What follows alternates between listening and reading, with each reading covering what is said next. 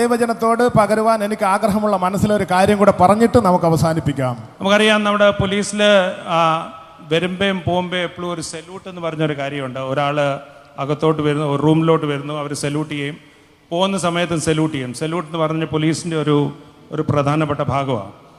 അപ്പം സാധാരണ സല്യൂട്ട് എന്ന് പറഞ്ഞാൽ ഇപ്പം ഞാനൊരു സീനിയർ ഓഫീസറാ, ഒരു ജൂനിയർ ഓഫീസറിനെ കാണുമ്പോൾ നമ്മൾ സല്യൂട്ട് ചെയ്യുന്ന ഒരു രീതിയുണ്ട്. ഒരു കൈ പൊക്കും, ചെറിയൊരു വേവ് കണ്ടിട്ട് അങ്ങ് വിടും.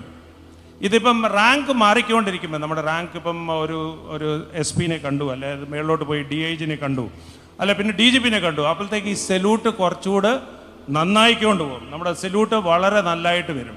അപ്പം DGP-നെ കാണുമ്പോൾ ഇപ്പം നല്ലതായിട്ട് സല്യൂട്ട് ചെയ്യും, അല്ലെ പിന്നെ ചീഫ് മിനിസ്റ്ററിനെ കാണുമ്പോൾ അതിനേക്കാളും നല്ലതായിട്ട് സല്യൂട്ട് വരും. അപ്പോൾ സാധാരണ ഒരാൾ വന്ന് എന്നോട് ചോദിക്കുകയുണ്ടായി, സാറ് ഏറ്റവും ബെസ്റ്റ് സല്യൂട്ട് സാറിൻ്റെ ആർക്ക് വേണ്ടിയാണ് ചെയ്യുന്നത്? ഏറ്റവും പെർഫെക്റ്റ് സല്യൂട്ട് സാർ ആർക്ക് വേണ്ടിയാണ് ചെയ്യുന്നത്? അപ്പം ഞാൻ നിന്ന് പറഞ്ഞു, യെസ്. ഇതുവരെ ബെസ്റ്റ് സല്യൂട്ട് ചെയ്തിട്ടുണ്ടോ? ഞാൻ പറഞ്ഞു, ഇല്ല. ഇതുവരെ my perfect salute is reserve. One of these days I am going to hear a trumpet call. ഞാൻ പറഞ്ഞു, എൻ്റെ പെർഫെക്റ്റായിട്ട് സല്യൂട്ട് ഞാൻ മാറ്റിവെച്ചിരിക്കുകയാണ്.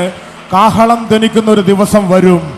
I will be lifted up. I will be lifted up to the skies, to the clouds. ഞാൻ ക്രിസ്തുവിലേക്ക് മേഘങ്ങളിൽ എടുത്തുകൊള്ളപ്പെടും.